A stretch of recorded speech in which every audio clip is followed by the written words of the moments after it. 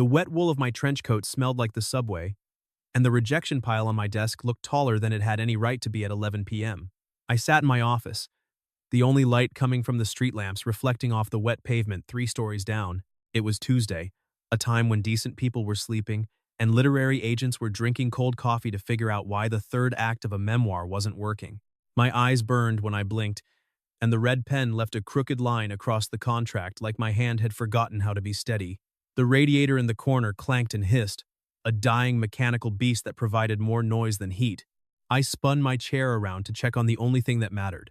Mia, my 6-year-old niece, was asleep on the worn leather office couch. She was buried under my spare coat, her small hand clutching a stuffed penguin. Her breathing was a soft, rhythmic counterpoint to the rain lashing against the window. I watched her for a moment, the familiar pressure tightening my chest.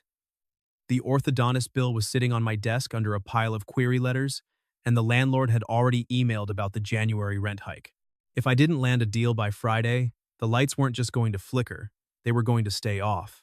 I picked up my red pen, hovering over a contract for a mid-list thriller. The advance was insulting. I needed to fight for more, but my phone battery was dead, and so was my patience.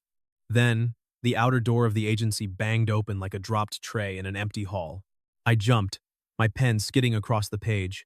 Mia stirred, murmuring something about marshmallows in her sleep, but she didn't wake. I stood up, adrenaline spiking, ready to tell off a drunk or a lost delivery driver, but standing in my doorway was a hurricane in a chef's coat. It was Oaklee Torres. I knew who she was. Everyone in the city knew who she was. She was the executive chef of Torres Table, the legendary restaurant downtown that her father had built. She was usually polished, appearing in magazines with perfect lighting and a garnish of microgreens. Tonight, she was shaking hard enough to make the papers in her arms tremble. She was soaking wet, her dark hair plastered to her skull. There was a streak of flour across her cheek, and her chef's coat was stained with what looked like a reduction sauce. She was clutching a stack of legal documents against her chest, the paper damp and crinkled. She was vibrating, a high-frequency tremor of pure panic. She looked at me, then at the sleeping child, then back at me. She didn't say hello. She didn't apologize for the intrusion. "I need a husband," she announced, her voice cracking on the last syllable. "By tomorrow morning at 9 a.m., or they take the restaurant." I blinked once slow because the sentence didn't fit in the room with a sleeping child. "Oaklee," I said, keeping my voice low. "This is the Baker Literary Agency. We do books. Marriages and divorces are down the hall at the courthouse. The clerk opens at 8. I don't need a clerk, Azai, and I don't need a real husband." She marched into the room, bringing the smell of rain and expensive vanilla with her. She slammed the damp papers onto my desk, right on top of the thriller contract. "I need a placeholder. A suit. Someone who can stand next to me and look like they aren't going to steal the silverware." I looked down at the documents. It was a trust agreement. Thick, dense, and full of aggressive bold fonts. "My father's trust," she said, her fingers shaking as she pointed to a paragraph on page 40. The succession clause. I finally read the fine print. In the event of the primary beneficiary's 30th birthday, full ownership of the property and assets transfers only if said beneficiary is in a recognized domestic partnership or marriage. Otherwise, control reverts to the Board of Trustees. "And the board?" I asked, picking up my glasses. "The board is led by a man named Sterling who thinks culinary arts is a waste of prime real estate. He wants to sell the building to a condo developer. They're auditing the trust tomorrow morning. If I show up single, I lose the building. I lose the kitchen. I lose everything my dad built." "You're 38, I noted, scanning the legal jargon. "Why is this coming up now?" "Because the grace period expires tomorrow. 10 years. I had 10 years to settle down, and I spent 10 years chopping onions and balancing ledgers instead." She ran a hand through her wet hair. "I forgot about the clause," I thought. "I thought the work was enough." She looked at me. Her throat worked like she was swallowing smoke. Her fingers crushed the damp papers until the ink bled through. It was the look of someone watching their legacy burn. "Why me?" I asked, leaning back against the edge of my desk. "We've met twice. I sold you a coffee table book 3 years ago that went out of print. Because you're the only man I know who can read a contract in under 5 minutes and find a loophole," she said. She glanced at Mia on the couch, her expression softening for a fraction of a second. And I saw you at the park last week. With her. You were fixing her bike chain. You looked reliable. You looked like a dad. I am a dad, I said, correcting her automatically. Or close enough. I'm her guardian. Exactly. You have tired but responsible written all over you. That's what the board needs to see. Stability. I looked at Mia. I looked at the rain hitting the window. I looked at the exhaustion etched into Oaklee's face. If I called a lawyer, we'd lose hours we didn't have, and I didn't have the money for a midnight retainer anyway. I needed this win as much as she did. I charge a retainer, I said, my voice rough. I'll handle catering for any launch events you host, she countered immediately. And I'll feed your staff during crunch weeks, no questions asked. I don't have staff, Oaklee. Just me. And I have a 6-year-old who needs braces and a rent hike coming in January. I picked up my red pen again. I need a percentage. If I save your restaurant, we launch a new cookbook series, The Legacy of Torres. I get 15% of the advance and the royalties, and I get creative control over the narrative. She blinked. A cookbook? I don't have time to write a book. You don't write it. You cook it. I write it. I frame it. We sell the story of the restaurant to save the restaurant. I stood up, capping the pen with a decisive click. The husband part is optics only, not for romance, for a clause, for the auditors, for the building. We rewrite this narrative before Sterling can close the book. The next morning, the rain had settled into a gray, miserable drizzle. We walked into the boardroom of Torres Table, located on the top floor above the dining room. The room smelled of lemon polish and impending foreclosure. The lawyers were sharks in gray suits. Sterling sat at the head of the table, a man who looked like he had been born wearing a tie. He checked his watch as we entered. I was wearing my best suit, the navy one I saved for auction wars with the Big 5 publishers. It was slightly tight in the shoulders, but it made me look broader, sharper. I held Oaklee's hand. Her palm was sweating, cold and clammy.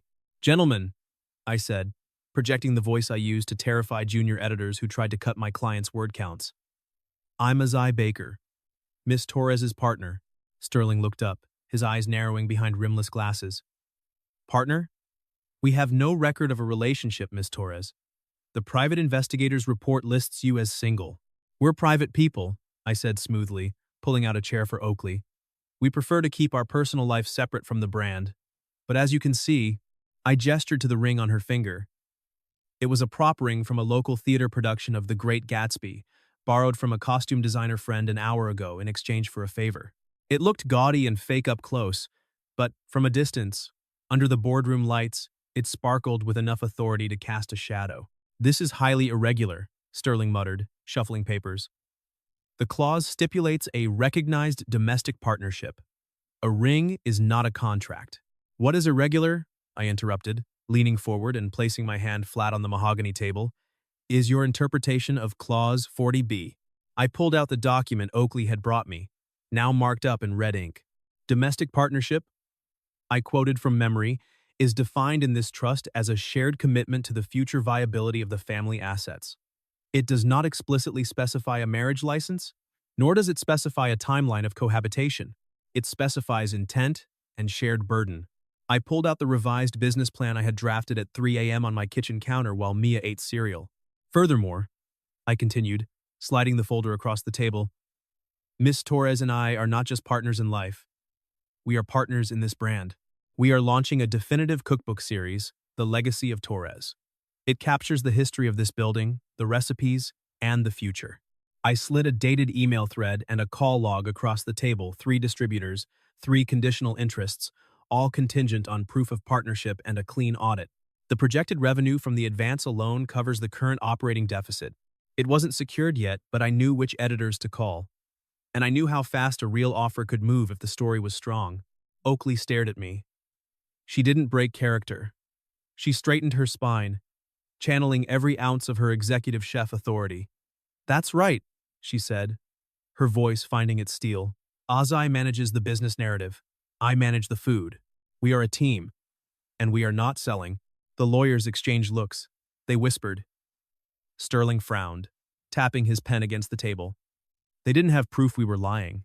And more importantly, They didn't want to fight a public PR battle against a beloved local couple trying to save a landmark. The optics would be terrible. Fine, Sterling said, closing his folder with a snap. We'll grant a 6-week extension. We need to verify the partnership and the financial viability of this book deal.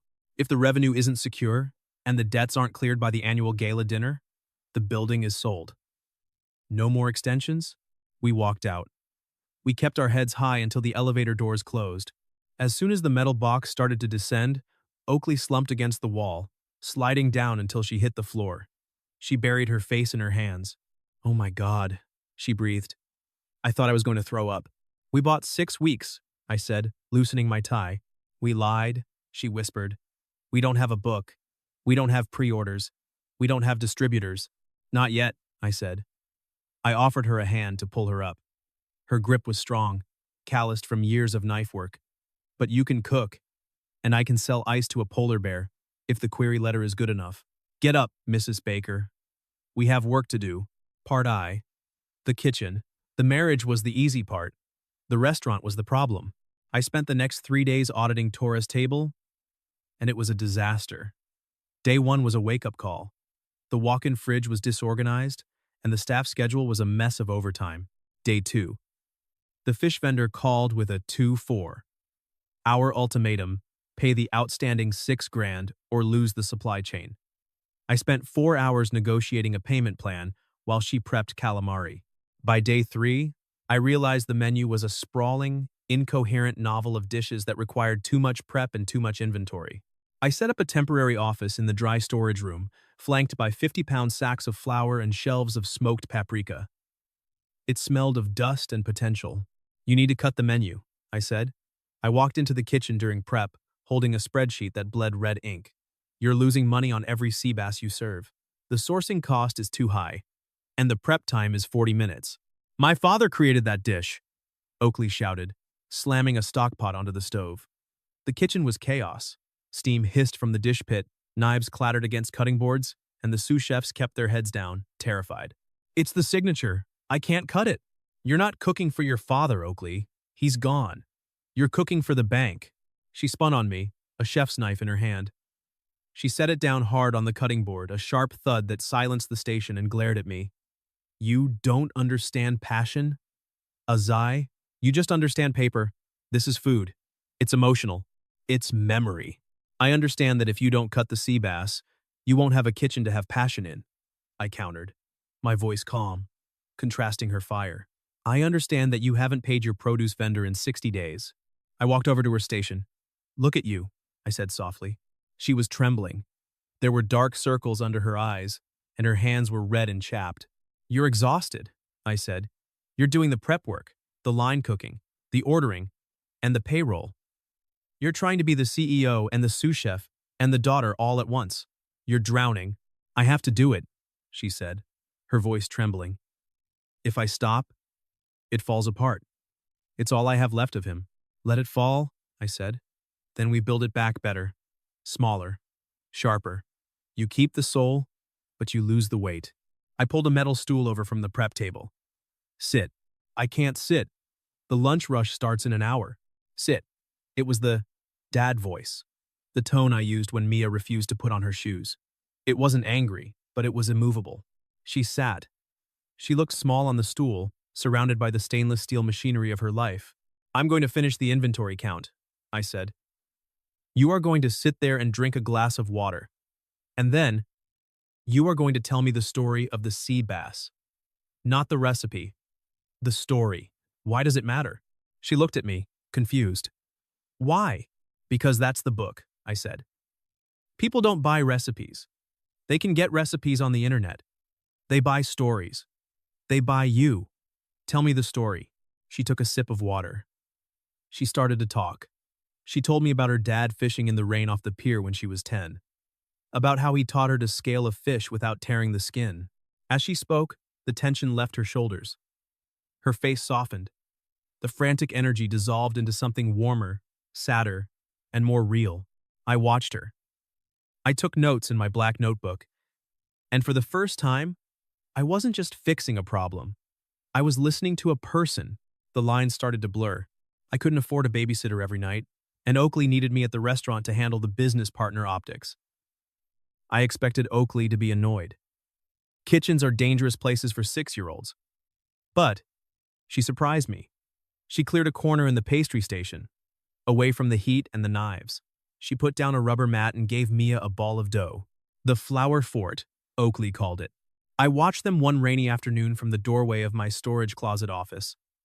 The kitchen was in a lull between lunch and dinner service. The lights were dimmed. Oaklee was teaching Mia how to knead dough. She was patient, her hands guiding Mia's small fingers, showing her how to push and fold. You have to be firm, Oaklee was saying. But not mean. The dough knows if you're angry, Mia giggled, her nose dusted with white flour. Everything has feelings if you pay attention, Oaklee said. She laughed, a sound I hadn't heard before. It wasn't the frantic, stressed laugh of the first night. It was rich and warm, like yeast rising in a warm room. She likes you, I said, leaning against the doorframe. Oaklee looked up, wiping her hands on her apron.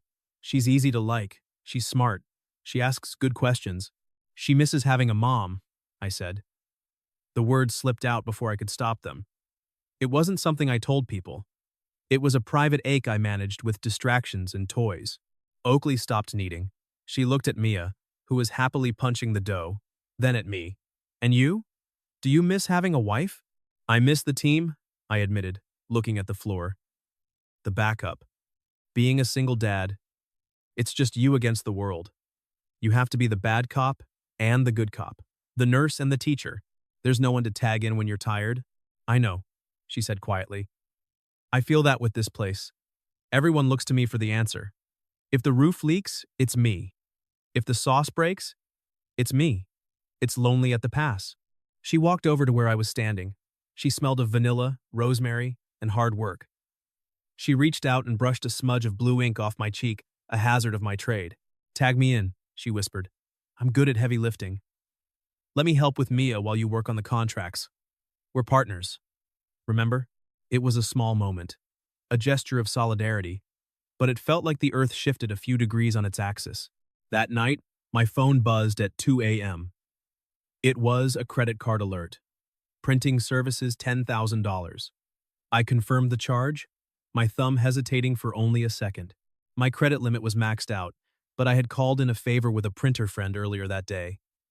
He ran half on card, half on .net, 3-0 because he knew I always paid my debts. I need a rush job. Hardcover. 50 copies. By Friday. 3 weeks in. The manuscript was done. We sent it to a few friendly editors I knew. The buzz was starting a whisper campaign about the Torres comeback. The restaurant was busier. The menu was shorter. The costs were down. We were winning. Then the letter arrived. I found it in the mail pile on a Tuesday morning. A thick, cream-colored envelope with the seal of the publisher, the corporate entity holding the trust on behalf of the board. It was a cease and desist. Or rather, a notice of breach. Breach of contract. Clause 40B. Section E. Investigation reveals Mr. Baker maintains a separate residence at 404 East Pine. Cohabitation is a requirement of the Domestic Partnership Clause. Surveillance confirms lack of overnight presence. They're watching us, Oaklee said, reading the letter over my shoulder. Her hands shook, rattling the paper. They know you don't live here. They know you go home to your apartment every night. They're bluffing, I said, trying to sound confident, though my stomach dropped.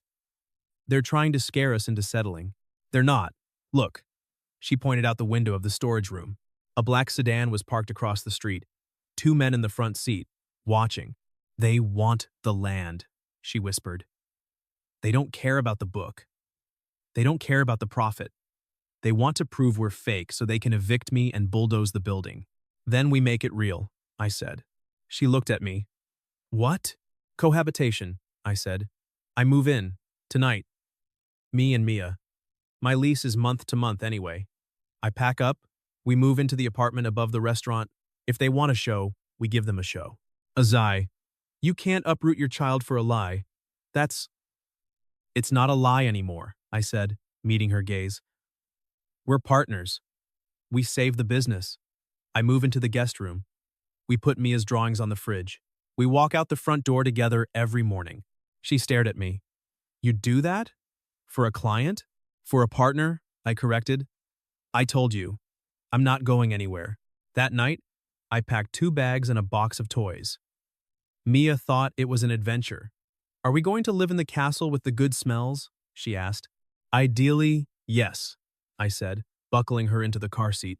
If we can keep the dragons away. I caught myself setting out 3 plates instead of 2 that first morning, then stopped, hand hovering, because admitting it felt like changing the contract. The apartment above the restaurant was small, intimate. It smelled of whatever was cooking downstairs. It forced a proximity that stripped away the professional armor we had both been wearing. I saw Oaklee in the morning, hair messy, drinking coffee in an oversized t-shirt, looking soft and vulnerable. She saw me wrestling Mia into her school uniform, losing my patience, looking like the tired, overwhelmed dad I really was. The fake aspect started to dissolve. We developed a rhythm. I made coffee, she made breakfast, which was always spectacular. I handled the invoices. She handled the prep. We shared the bathroom schedule. One night, a massive storm knocked out the power grid in the neighborhood. The restaurant went dark. The walk-in fridges were on backup generators, but the lights were out. We were upstairs in the living room, lighting candles. The rain lashed against the windows. Mia was asleep in the guest room, exhausted from a day of school. I'm scared, Oaklee said. She was sitting on the floor rug, hugging her knees. The candlelight cast dancing shadows on her face. The gala is in 2 weeks. If the book deal doesn't come through, if they expose us, I lose everything, and I drag you down with me. They won't, I said, sitting beside her on the rug. How do you know? Sterling is ruthless. Because the story is good, I said, and the food is better, and because I checked the bylaws. Even if they prove we weren't living together before, the clause is vague about the start date. Possession is 9/10 of the law, and right now, my toothbrush is in your bathroom. She turned to me. The candlelight flickered in her eyes. It's not just the business, Azai.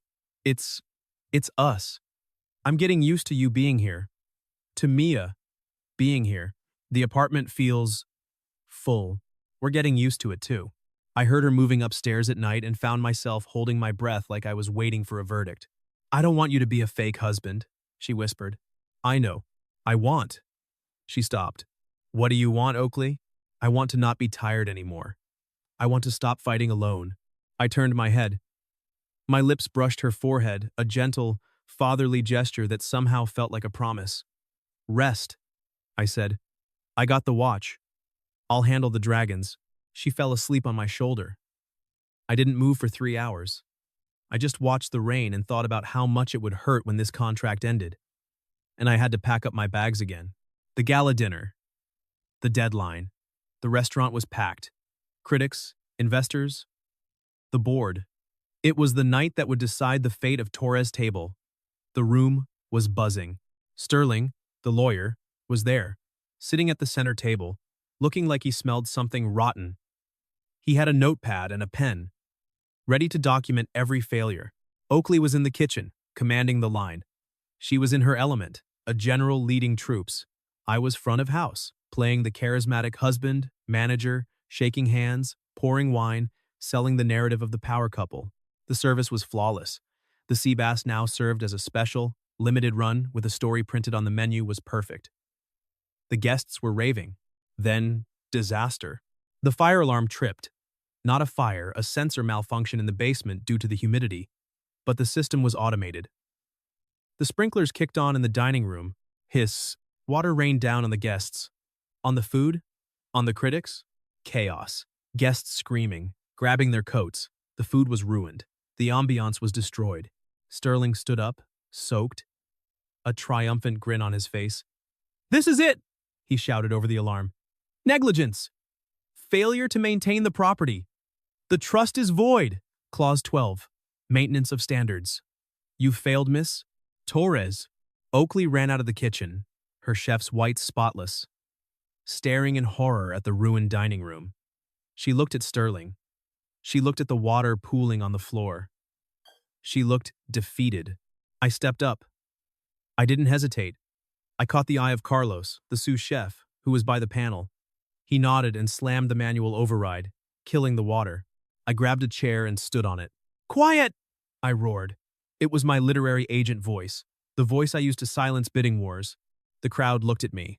This building is old, I said, my voice echoing in the wet silence. I pointed to Oaklee. This woman, I said, has poured her soul into these walls. You want to talk about negligence? Negligence is tearing down a landmark to build condos. Negligence is ignoring the heart of this community for a profit margin. This water? It's just rain. We live in Seattle. We know rain. I pulled a document from my inside jacket pocket. It was damp, but legible. And regarding the trust, Mr. Sterling, I said, looking him dead in the eye, I did some reading. Clause 50C. In the event of infrastructure malfunction or system failure, the beneficiary has 30 days to remediate before forfeiture. This is a plumbing failure, Sterling. We have 30 days, and we're not going anywhere. I stepped down and slammed the paper onto his wet table. Then, the coup de grace. The lender wanted proof of a first print run and a signed LOI, 2 keys, 1 lock. I had both. The front doors opened. A delivery man walked in with a hand truck, looking confused by the wet guests. Delivery, he said. Rush order. First print run. For Miss Torres. He wheeled in a pallet of books. The Legacy of Torres. I ripped open a box. I grabbed a book. Hardcover. Glossy. Beautiful. I held it up. And we have the capital to fix the plumbing, I announced. Because the distributor's letter of intent came attached to a lender's conditional term sheet. It unlocks emergency remediation funding as of now. It wasn't a magic fix, but the signed term sheet I had received an hour ago was enough to satisfy the bank. Everyone gets a copy, I said. On the house. Complimentary with your shower. The room went silent. Then, someone started clapping. Then everyone? Sterling looked at the book. He looked at the crowd.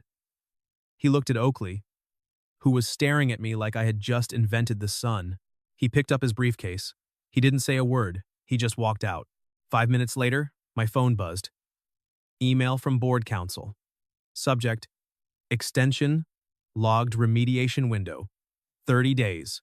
We had won. The cleanup took all night. We were sitting on the wet floor of the dining room at 4 a.m. The staff had gone home. Mia was asleep upstairs. We were sharing a bottle of expensive red wine that had survived the deluge. You printed the books? She said, running her hand over the cover. You paid for them. I believed in the story, I said. You risked your credit score. You risked your rent. I've risked more for less. She crawled over to me. She took the wine glass from my hand and set it down on the floor. You saved me, she said. I just read the fine print. No, she said fiercely. You saved me. Not the restaurant. Me. You stood up there, and you fought for me when I couldn't fight for myself. She cupped my face. Her hands were warm. I don't want a fake husband, Azai. I don't want a business partner. I'm done with the contract. What do you want? I want the guy who reads to my niece. I want the guy who eats my burnt toast because he's too polite to complain. I want the dad. She leaned in. I met her halfway. Our foreheads touched, a grounding anchor in the chaos. We breathed in the silence together, laughing softly from sheer relief. It wasn't a movie kiss. It was better. It was the start of something that didn't need a contract to be real. 2 months later, the restaurant was reopened. The plumbing was brand new. The book was actually selling. We hit the local bestseller list thanks to the sprinkler gala going viral. I was in the office, reviewing real contracts this time. Mia was in her flower fort, making cookies out of Play-Doh. Oaklee walked in. She wasn't wearing her chef's coat. She was wearing a dress. Date night? I asked, looking up. Board meeting? She said. I'm buying them out. With the royalties. Sterling agreed to the settlement. Nice. She walked over to my desk. She pulled out a paper. I drafted a new contract, she said. I picked it up. It wasn't a business contract. It was a lease agreement. Joint tenancy. You want me to stay? I asked. Officially? No fake pretense? Clause 1, she read, smiling. Azai Baker agrees to be the permanent taste tester. Clause 2? I countered, standing up. Oaklee Torres agrees to no more work calls after 8 p.m. And Sunday is family day. Agreed, she said. Clause 3, Mia piped up from the corner. We need a dog. We both laughed. Oaklee sat on the edge of my desk. I moved into her space. I love you, she said. I love you too, I said. My red pen sat unused on the desk because, for once, nothing needed fixing. We weren't pretending anymore. We had rewritten the story, and this time, it was a happily ever after.